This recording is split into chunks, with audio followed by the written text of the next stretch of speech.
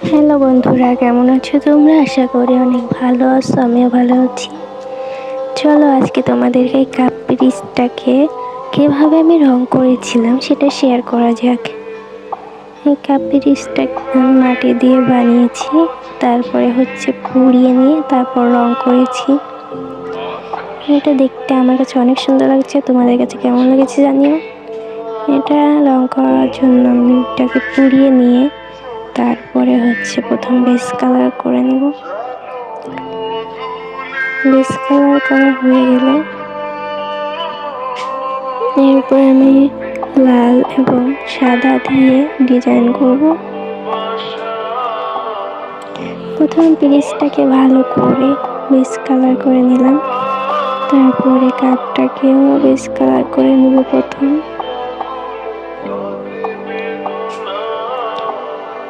মাটির জিনিসে রং করার জন্য প্রথম বেস কালারটা করা খুবই দরকার। তারপর বেস কালার করা হয়ে গেলে পিরিচটাতে প্রথম আমি লাল কালার করে নেব। সব জায়গায় খুব সুন্দর করে লাল কালার করে নেব। লাল কালার করা হয়ে গেলে এরপরে আমি সাদা কালার দিয়ে খুব সুন্দর করে ফুল আঁকবো। লাল কালার করা হয়ে গেছে, এখন কিছুটা শুকনোর জন্য রেখে দিব।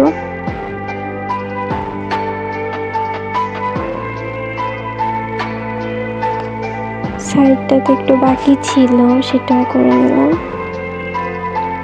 যেহেতু লাল রংটাকে সাইড করে রেখে দিলাম যাতে একটু শুকনো হয় রংটা, এবং এই দিক দিয়ে আমি কাপটাতেও লাল করে নিব। সব জায়গায় খুব সুন্দর করে লাল কালারটা করে নিতে হবে, কিন্তু ভিতরে আমি এখন করব, ভিতরেও লাল করে নিব।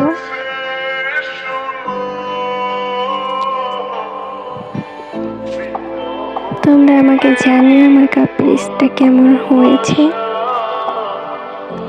এটাতে চাইলেই চা কফি বানিয়ে খেতে পারবো, যেহেতু এটা আমি পুড়িয়ে নিয়েছি বানানোর পরে।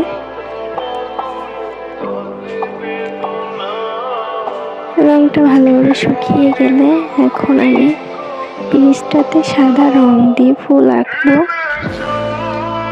প্রথমে একটু ডট দিয়ে তারপর তার পাশে লাভ শেপের ফুল আঁকবো।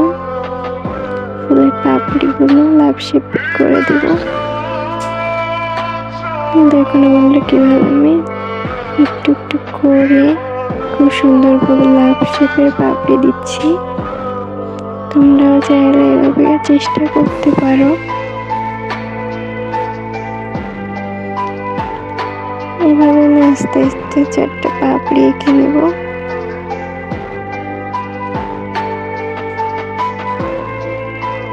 তারপরে আমার কাছে অনেকটা খালি লাগতেছিল পিরিচটা, নিজের মন মতো করে আর একটু ডিজাইন করে নেব।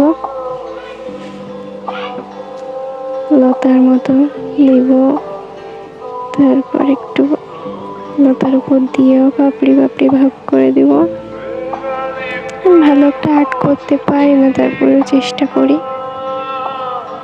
আর্ট করতে না পারলেও আমার আঁকা বোকা করতে খুব ভালো লাগে।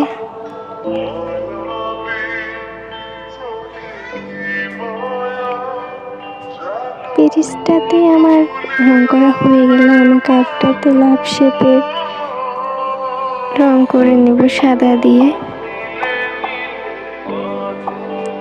পিরিচটাতে প্রায় রং করা শেষ।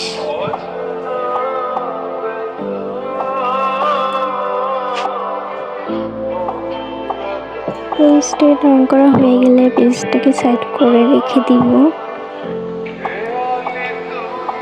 হয়ে গেছে আমার পিরিচটাতে রং করা। কেমন হয়েছে তোমরা একটু জানিও। লালের উপরে আর কি কালারের রং দিয়ে আর্ট করলে সুন্দর লাগে আমাকে জানিও তোমরা। আমার কাছে তো লালের উপরে সাদা কালারের রংটাই বেস্ট লাগে।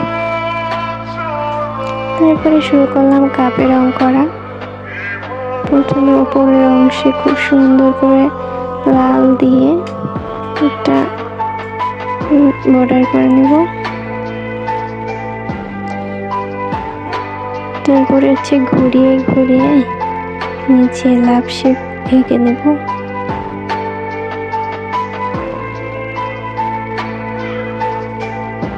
প্রথমে আস্তে আস্তে চেষ্টা করতেছিলাম কেমন হয়, দেখলাম সুন্দরই হচ্ছে এভাবে।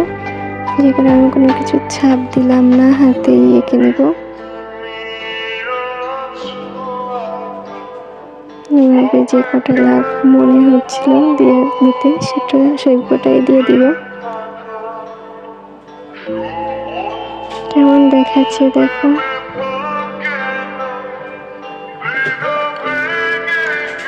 এভাবে লাভ ভাবে এঁকে নেব চারপাশে।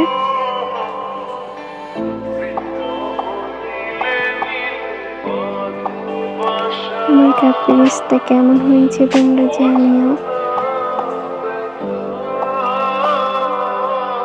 চারপাশে দেয়া হয়ে গেলে আমার কাছে দেখতে খুব সুন্দর লাগতেছিল। জানি না তোমাদের পছন্দ হয়েছে কিনা আমার কাপ পিরিচটা। আজকের ভিডিওটা এই পর্যন্ত।